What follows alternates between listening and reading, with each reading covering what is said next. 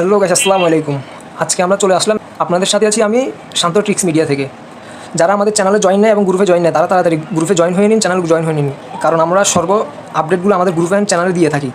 তো আপনারা সহজভাবে আমাদের গ্রুপ থেকে সব কিছু ইনফরমেশন জানবেন এবং ট্রাস্টেড সাইটগুলোর নিয়ে আমরা ইনফরমেশন দিয়ে থাকি।